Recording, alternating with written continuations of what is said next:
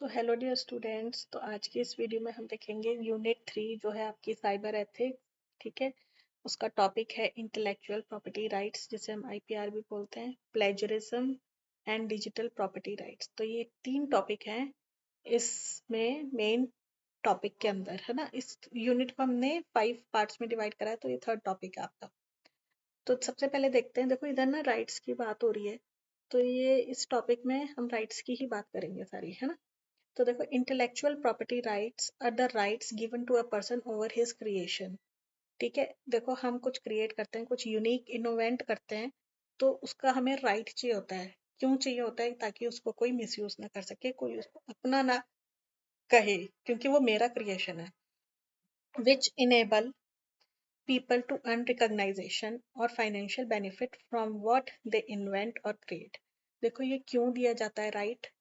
क्योंकि ताकि उससे उसको जो क्रिएटर है उसको रिकॉग्नाइजेशन मिले और उसको फाइनेंशियल बेनिफिट भी हो उससे, जो कि उसने इन्वेंट करा है या क्रिएट करा है।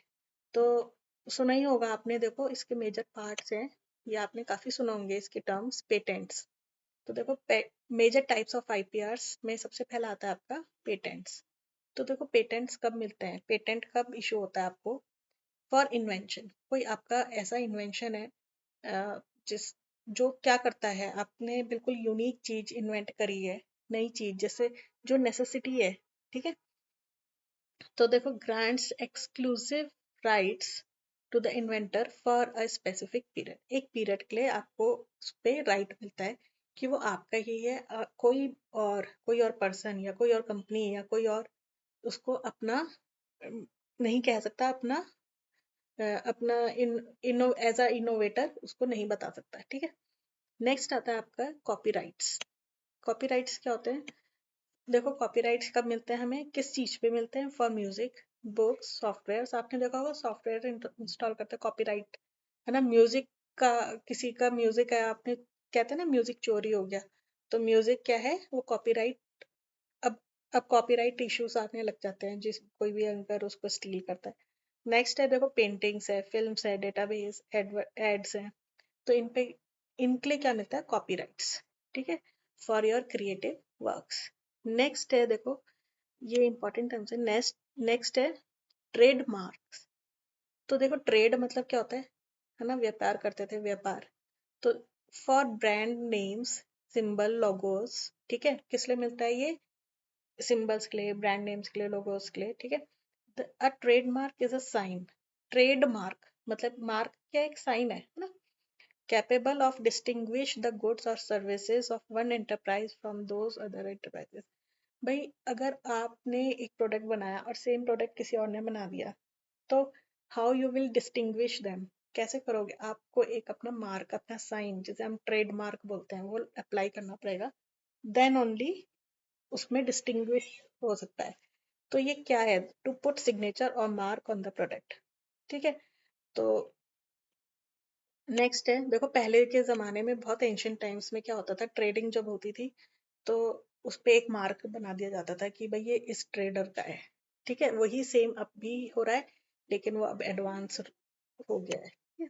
नेक्स्ट है trade secrets, protect confidential business information. देखो इसमें ना क्या होता है, आपका जो प्रोडक्ट है, जो भी चीज है, उसमें और उसकी जो इन्फॉर्मेशन है वो उसको कॉन्फिडेंशियल रखा जाता है, तो वो ट्रेड सीक्रेट्स में आता है। तो ये मेजर 4 आपके टाइप्स थे आईपीआर के। ठीक है, intellectual property rights.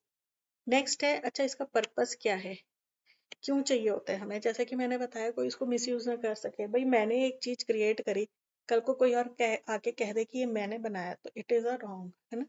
It is a wrong way to behave. Okay, तो क्या है? Protect original creators work. भाई जिसने बनाया उसी को क्रेडिट मिलना चाहिए, है ना।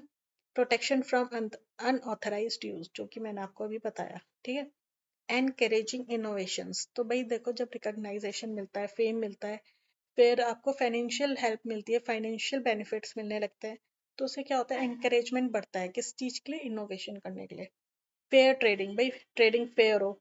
मैंने प्रोडक्ट बनाया है, दूसरी कंपनी ने भी प्रोडक्ट बनाया, तो मेरा प्रोडक्ट में मेरा मार्क होना चाहिए। दूसरे कंपनी दूसरे के प्रोडक्ट में उनका मार्क होना चाहिए, तो वो फेयर ट्रेडिंग को शो करता है। देन है protecting consumers by product authenticity. आपने देखा होगा ना, आजकल मार्केट में क्या आ रहा है, नकली सामान आता है, तो हम क्या करते हैं, नहीं हमें ना इसी ब्रांड का चाहिए। तो भाई आप कंज्यूमर्स को भी तो प्रोटेक्ट कर रहे हैं कि वो एक अच्छे ब्रांड से ही प्रोडक्ट ले। ठीक है, तो ये था आपका IPR। नेक्स्ट आता है इसमें प्लेजरिज्म। ठीक है, तो प्लेजरिज्म क्या है? It is using someone else work, idea, works as your own without giving them proper credit. देखो इट इज वेरी सिंपल कि किसी का वर्क, किसी का आइडिया, किसी के वर्ड्स आपने कहा ये मेरे हैं, है ना, without giving them proper credit या कॉन्सेंट के बिना आप उसको कह रहे हैं कि ये तो मेरा काम है ना, करा किसी और ने लेकिन कह दिया आपने मेरा आइडिया था, मेरा काम था, मैंने बनाया ऐसे, तो दैट इज योर प्लेजरिज्म। ठीक है, एग्जाम्पल क्या है देखो, examples are very good. Turning in someone else work as your own, जो कि मैंने अभी आपको बताया। Copying large text from source without citing that source. ठीक है, आपने कॉपी पेस्ट करा हुआ है सारा अपना content and then you are saying that this is your content, तो that is plagiarism. Using graph images from a source without their consent, वही जो मैंने बताया है ना, कि भाई दूसरी चीजें इस्तेमाल कर रहे हैं and you are not even telling them and you are saying it is yours. Changing words in a sentence from a source to make it your. भाई लोग क्या करते हैं, एक सेंटेंस है उसको कॉपी करा और कुछ कुछ चेंज करके कुछ कुछ word and you are telling ये मेरा, मैंने बनाया सेंटेंस, तो दैट इज ऑल्सो प्लेजरिज्म। ठीक है, how to avoid it?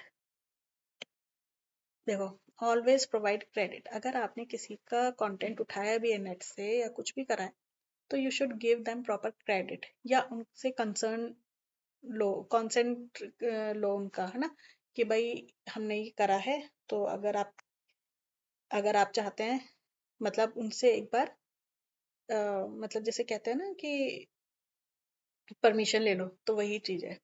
Next है keep track of your sources. ठीक है, plan your work properly when you are in rush, plagiarism can happen accidentally. देखो जल्दबाजी में ना प्लेजरिज्म हो जाता है, तो कभी एक्सीडेंटली हो गया तो you should correct it. Next है, इसी टॉपिक के अंदर आता है आपका डिजिटल प्रॉपर्टी राइट्स। ठीक है, तो digital property rights refer to individual rights over their digital assets. ठीक है, आपके डिजिटल जो भी एसेट है उस पर आपका डिजिटल प्रॉपर्टी राइट होता है, which can include data. Data हो सकता है, डिजिटल कोई एसेट हो सकता है लाइक म्यूजिक, वीडियो, ई बुक, सॉफ्टवेयर। ठीक है, आपकी भाई कोई ई बुक है या कोई आपका म्यूजिक है, आप म्यूजिक क्रिएटर हैं, तो और डिजिटल अवेलेबल है वो, तो दैट वो क्या होगा, आपका डिजिटल प्रॉपर्टी राइट के अंदर ही आएगा क्योंकि वो आपका है। ठीक है, तो इसके की एस्पेक्ट्स क्या हैं? तो सबसे पहला है डिजिटल कॉपीराइट्स। तो देखो, copyright protection to digital formats जैसे ई बुक्स, आर्टिकल्स वगैरह। ठीक है, भाई आपने क्रिएट करा है तो आपका ही कॉपीराइट है।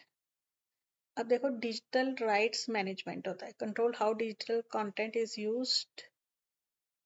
ठीक है, it controls how digital content is used and it prevents unauthorised sharing. ठीक है, नेक्स्ट है टर्म्स ऑफ सर्विस एग्रीमेंट्स। अच्छा, ये आपने बहुत बार सुना होगा, legal agreements how users interact with digital platform. जैसे आप सोशल नेटवर्किंग साइट्स पे काम करते हैं, तो आप अकाउंट खोलते हैं अपना, तो उधर ना जब आप अकाउंट खोलते हैं, प्रोफाइल फिल करते हैं, अपनी इंफॉर्मेशन फिल करते हैं, तो उधर ना एक आता है, चेक बॉक्स आता है, टर्म्स ऑफ सर्विस एग्रीमेंट्स। तो वो क्या है, मतलब वो ये होता है कि आप कैसे इंटरेक्ट करेंगे आप उस प्लेटफॉर्म पे।